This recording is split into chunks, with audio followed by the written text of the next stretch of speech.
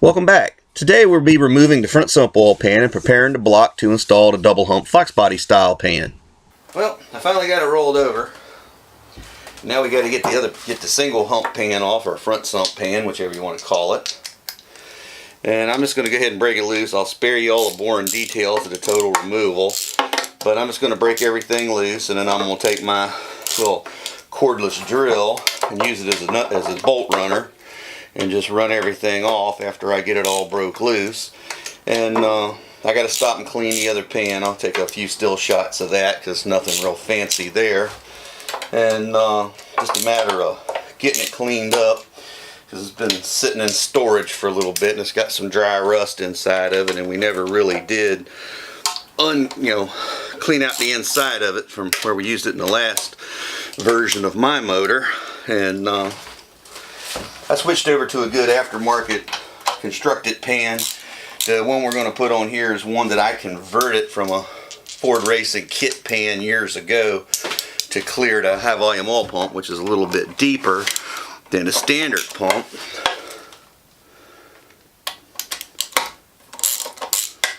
Like I said, I'm just breaking everything loose.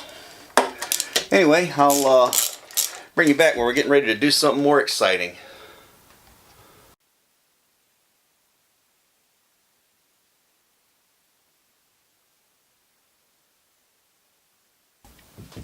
Well, I got all the bolts out. So what I got to do next is lift this pan up without bending the edges. I'm going to point you down a little bit here. Tighten up this tripod. The trick to this is not to bend the pan. Now see, this pan's already a little loose. So this one's going to go ahead and open up. This is unusual. This is unusual. These things usually, here we go. There. Alright, this one's actually going to come on off. This can sometimes be eventful. Now this pan was probably slicked up good, because once again, like I said, the gentleman who put this motor together did take his time.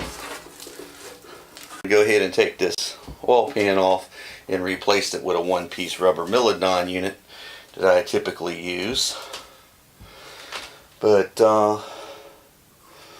everything seems to be in pretty good order. It had a nice coating of zinc additive in it, so that's a plus. I'll go through here and shake them all. And they seem to be good and tight. This motor's only supposed to have about maybe 15-20 passes on it. I'm going to have to replace one. I believe it's this one. This one. Yeah. This one gets replaced with the bolt to hold the rear sump pickup. So now I got to stop and go clean that. Anyway, everything seems to be in order, and we'll move forward from here. Well, I got the other pin and pickup cleaned up, so now we're ready to start modifying. Now, this is the rear sump pickup. It goes on here and then goes into that bolt right there. So what I got to do is take this bolt out and replace it with, and I tend to use these Cantons. This is a main stud with the retainer bolt on the top of it for the double hump pan's pickup. It also works on a Cleveland that's had the double hump swamp done to it.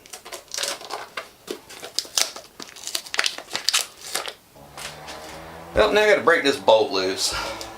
Set this bar for 100 pounds, which is right in the middle of the 351's main cap spec, which is 95 to 105 pounds. If you check your book.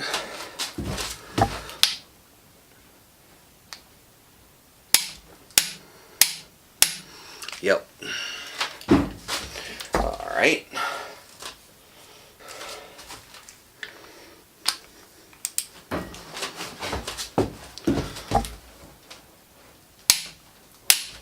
Haha.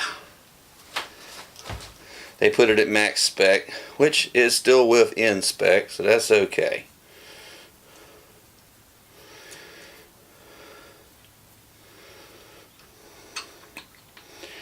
Now, I'm going to do, that's full of lube. That's not a bad thing. It's full of a little bit of oil and a little bit of ARP lube. I'm going to go ahead and put this right back in there.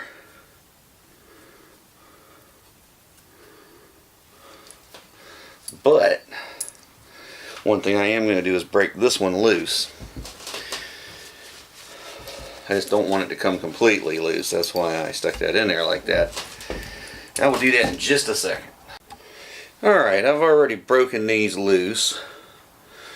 And of course this one was already loose. Now I've backed the torque wrench back down to 0. And I'm going to let it rest for about an hour. And then I will come back and torque this. And then we will be ready, torque these I should say. And then we'll be ready to put the pickup back on after that main's tightened back up.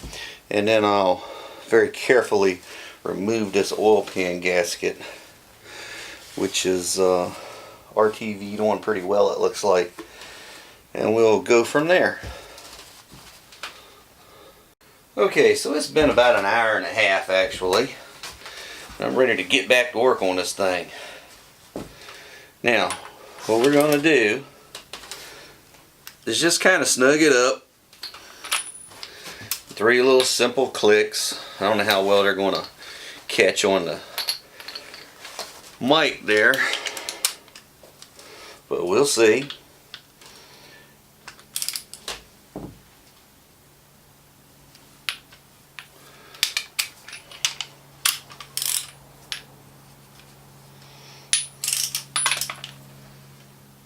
Oops.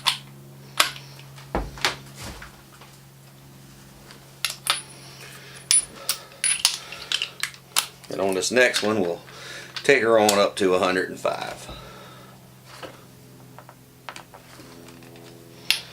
Alright. If you notice, I'm switching from side to side while I'm doing this, so it kind of walks the cap back in. Alright, here we go.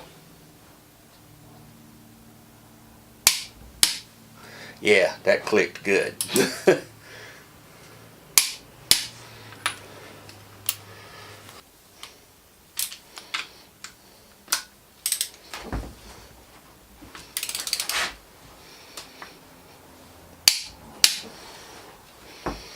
And there we go.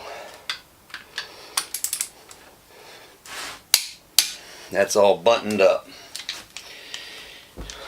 Now what I'm going to do is run over to my spare engine gaskets and see if I have another pump gasket for this thing, because I'm a little nervous about reusing that with a different pickup than was on it.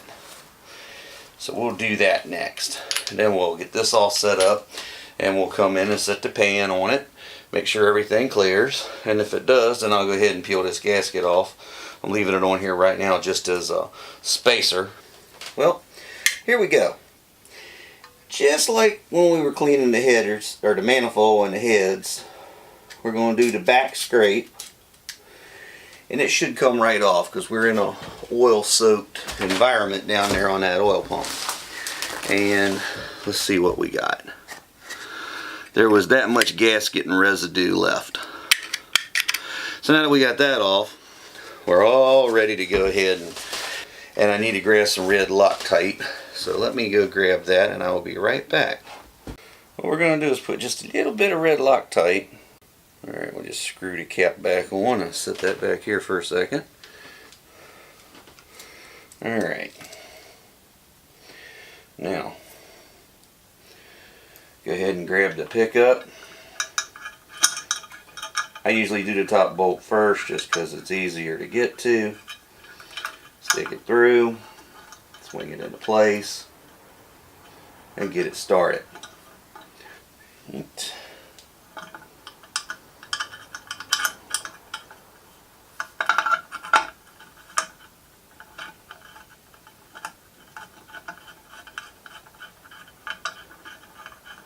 And there we go. We got them going right in.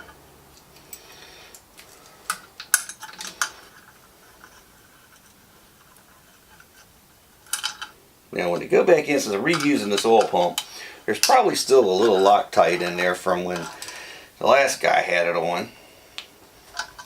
And this is a good and tight, but not gorilla tight kind of spot here. It's perfect for this little 1/4 inch drive ratchet.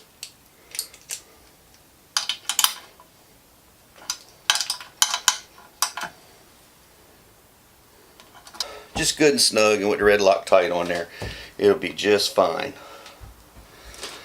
And now we're ready to put the big nut on, check our space to the bottom of the oil pan, and if we have to, we can bend this a little bit to get the clearance we need. May have to stick a washer under it, that sort of thing. I probably should have checked that before I put that on, actually.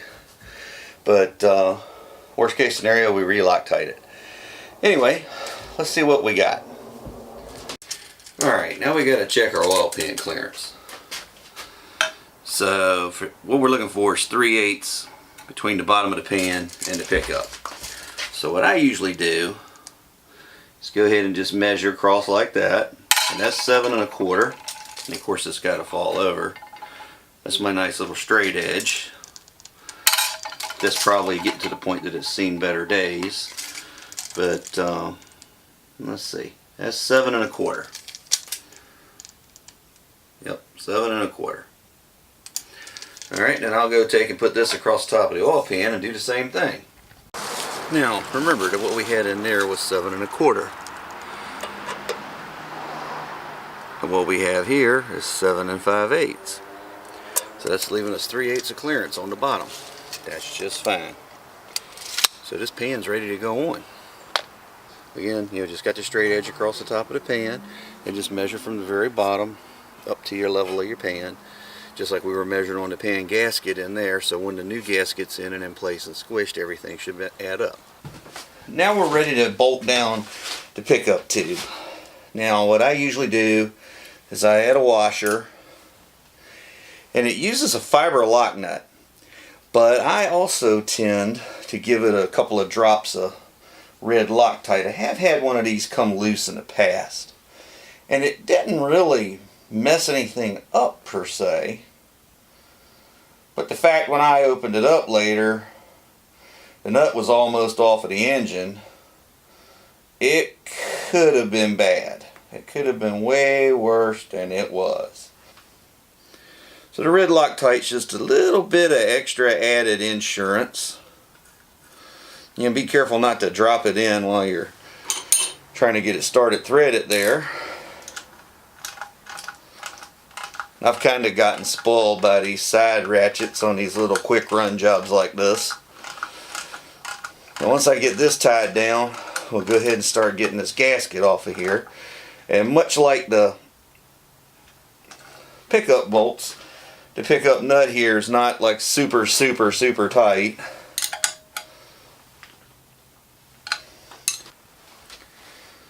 Now we're ready to get this pan gasket off. Now this is going to be much like it was cleaning the manifold and the heads. You just want to get it started. And then once we get it started,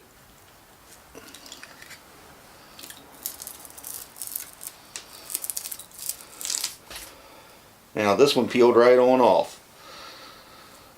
That's a good gasket. I hated to pull that off, but I'm not putting the same pan back. But it's always a good policy to just go ahead and pull the thing off when you're doing that. Don't reuse a gasket. You're here, and to change it, you got to pull the engine out. So it's cheap insurance, and as you can see right here, it's coming right off. I'm gonna have to get my little hook and get that out of there. But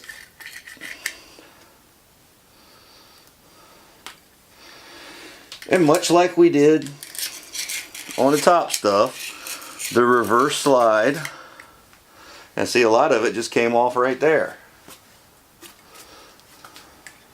Now what I am going to do is lean this motor over to its side a little bit. Let me slide you all back here. I am going to lean it over to the side a little bit, because what that's going to do is let whatever slides slide off instead of in. Alright, the hook and tool. Well, one of them. And you can just reach in here and grab this seal with it, and it pulls it right out, and you're in and gone. And I'm just going to toss this over here with this other little pile of mess I got going over here.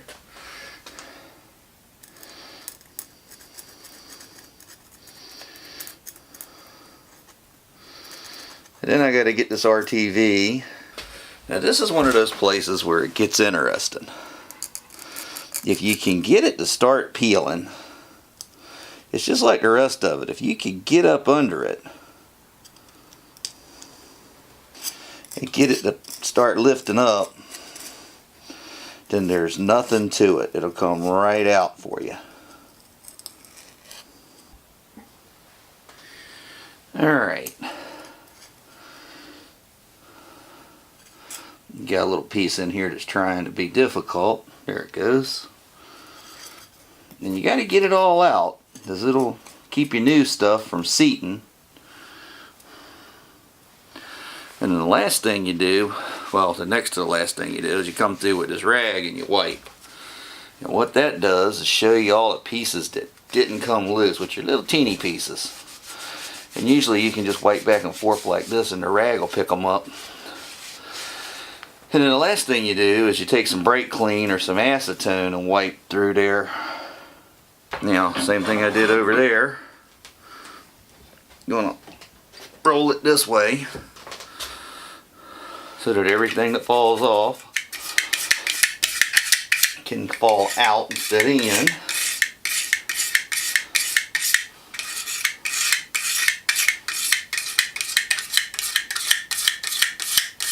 This is another reason why after you put an engine together, you run your, people always ask me how come I tell them to change the oil after we build an engine. Rather there's a touch up like this, just changing stuff around or whatever, because there's always a little bit that falls in there.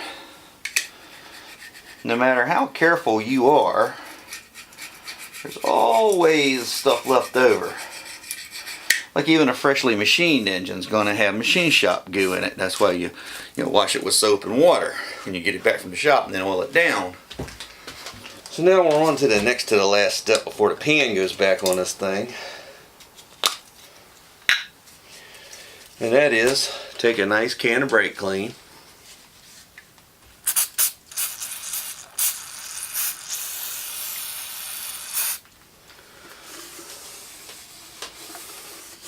And just wipe the whole mating surface where the pan's going to go back on at. And you're going to be surprised at the amount of goo that comes off of this thing.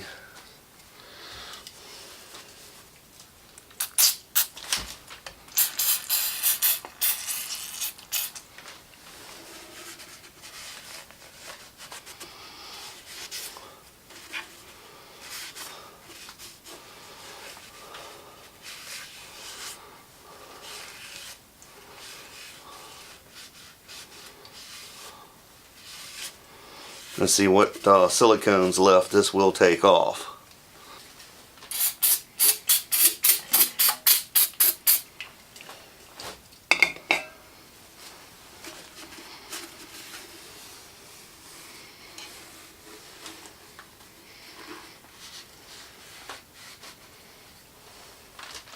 Thanks for watching. Please comment, like, or subscribe below, and stay tuned for future episodes. Thanks again.